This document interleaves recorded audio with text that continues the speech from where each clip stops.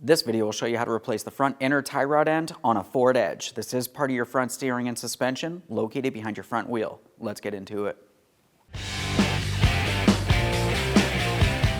A quick note about this repair, when it's done, you're going to need a four-wheel alignment. Okay friend, let's get started on our job. The first thing we have to do is safely raise and support the front end of the vehicle so the wheel's off the ground. Once you've completed that, we're going to start removing the wheel. If you have a center cover, go ahead and remove that first. Typically, you're going to find a small slot that you could carefully pry in. For this, I'm just using a small pry bar.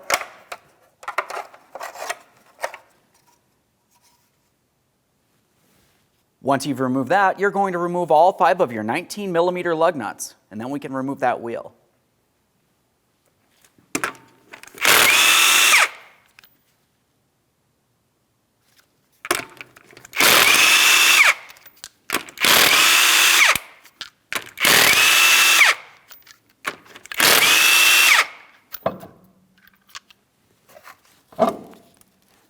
Now that we have the wheel off, we have a clear view of our tie rod ends and our power steering rack bellows boot. In between the inner tie rod end and the outer tie rod end, you're going to find a 24mm jam nut. We're going to be turning this clockwise, bringing it down the threads just far enough that it separates from the outer tie rod end. You're going to find that there's an area on the outer tie rod end that you can use a 7/8 or 22mm wrench to hold. We'll use our 24mm wrench for the jam nut. Once again, we're turning that jam nut clockwise.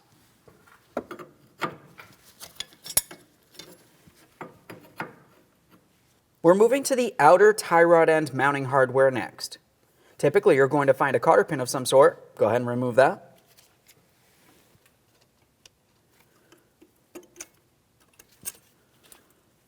We'll set that aside for disposal. Continuing on, we're going to remove our mounting nut. We're using an 18mm for our tie rod mounting nut.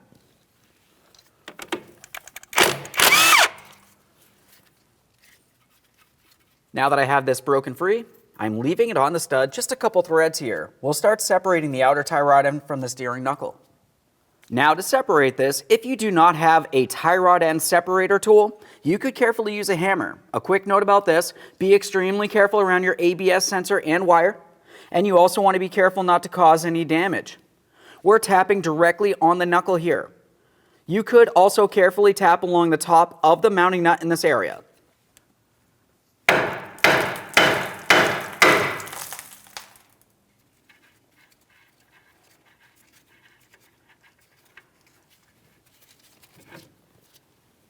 Let's start removing the outer tie rod end from the inner tie rod end.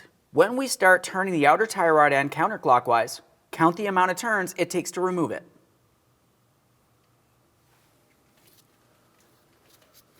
1, 2, and so on.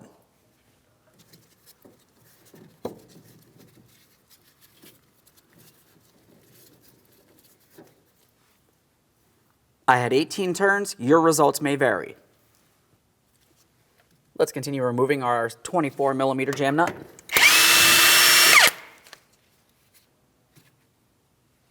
Now as we follow the inner tie rod end up, you can see where our bellows boot connects onto it. We have a small squeezable clamp. I'm just using some long nose pliers. We'll go ahead and squeeze on that, pull it out of place. As you follow the power steering rack bellows boot in towards the power steering rack, you're going to find a single time use clamp. We're going to have to break this free. I'm just using a hammer and a long pry bar. I'll tap on this, it should want to separate.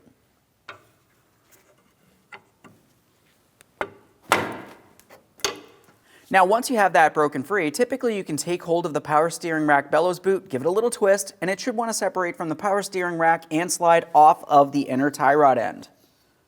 If it feels as though it's stuck, you could use a small hose pick. Just be careful not to cause any damage.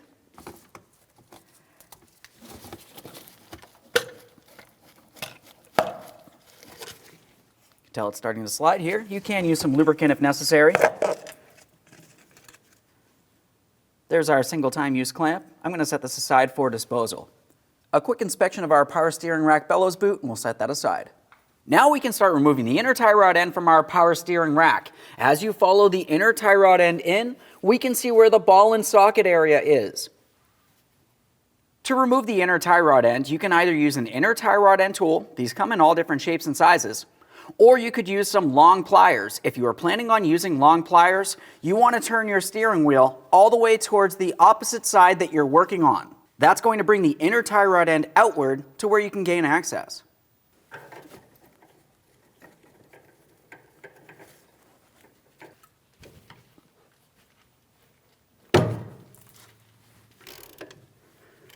There we are. I've got this moving now.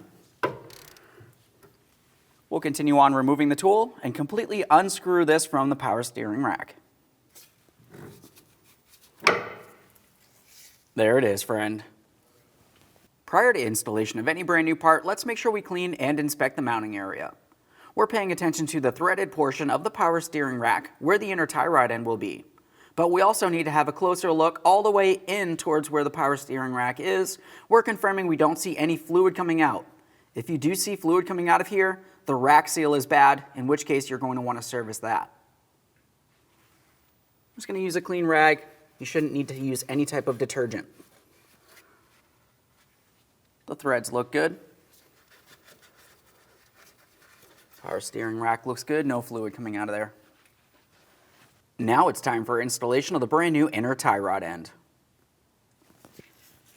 When installing your inner tie rod end, you do not want to use any thread locker on the threads. Let's go ahead and start this in by hand so we're sure we are not cross-threading it in the wrong positioning. Once you have it started on, go ahead and bottom it out and we'll make sure it's tight using our inner tie rod end tool.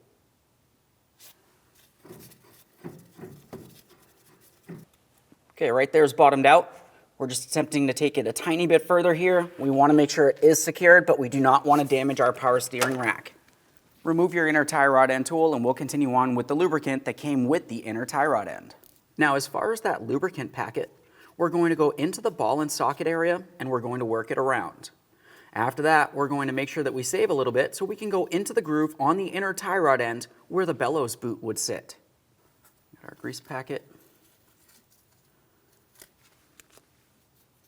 Glove finger, we'll work it around.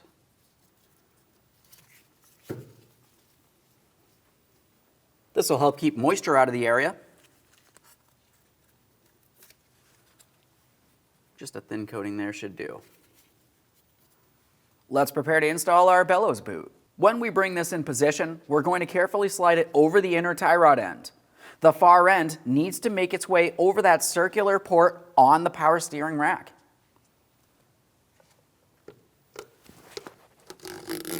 Slide this on here.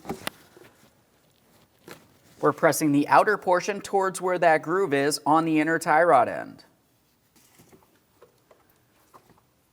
We're sliding this in over the power steering rack as far as possible. We need to make sure we secure that bellows boot. I'm going to be using a wire tie. I'm going to take it and make a small circle here. Now I'm going to slide it over the entire bellows boot down towards where the bellows boot connects onto the power steering rack. Once I have it in the proper placement, of course, we're going to make sure it's nice and snug and we'll trim off any excess of that wire tie.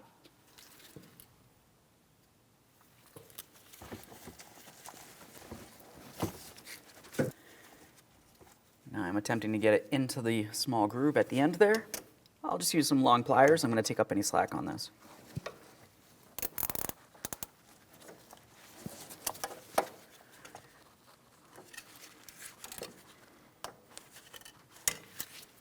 Double check to make sure that's properly secured. On the outboard side of the bellows boot, we'll confirm that we're in the groove on the inner tie rod end. We'll continue on with a clamp out here. My original clamp was reusable, so I intend on using that.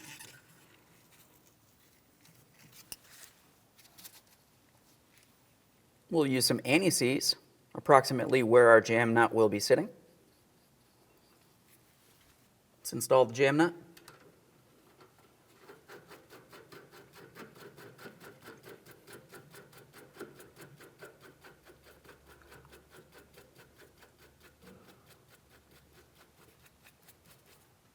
Apply some anti-seize along this area of the threaded portion of the inner tie rod end. Now it's time to install our outer tie rod end. When you go to install the outer tie rod end, we want to make sure that we start it on, and then we're going to install it by turning it clockwise the same amount of turns as it took to remove it.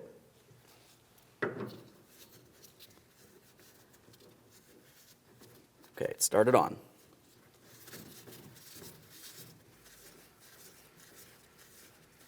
Now along the back side of the knuckle, we're going to attach our outer tie rod end to the knuckle.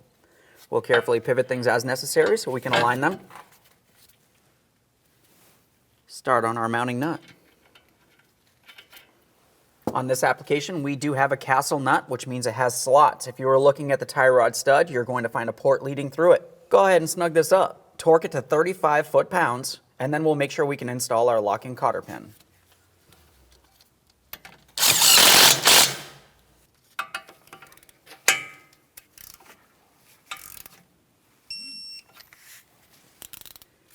Now when we look at this, we're attempting to make sure we have our slot aligned with the port on the tie rod end. If it's not aligned, continue tightening until the very next slot is, and then install that locking cotter pin. Now since mine is not fully aligned, I'm just going to continue tightening as I mentioned.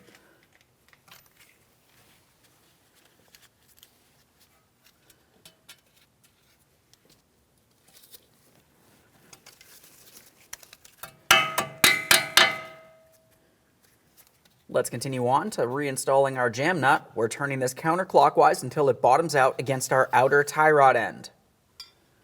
Let's make sure that that's snug.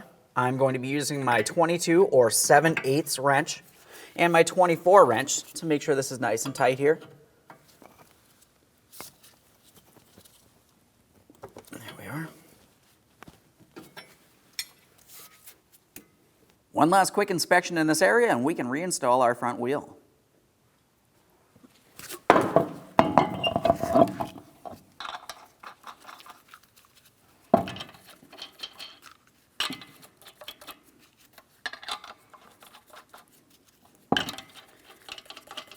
Once you have all 5 lug nuts on there, we're going to bottom them out in a crisscross manner. We'll get the wheel safely on the ground and then torque each of the lug nuts to 100 foot-pounds.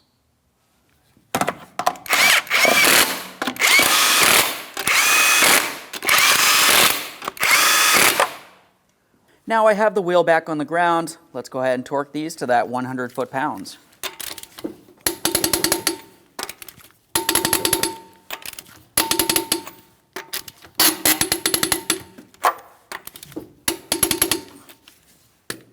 Torqued.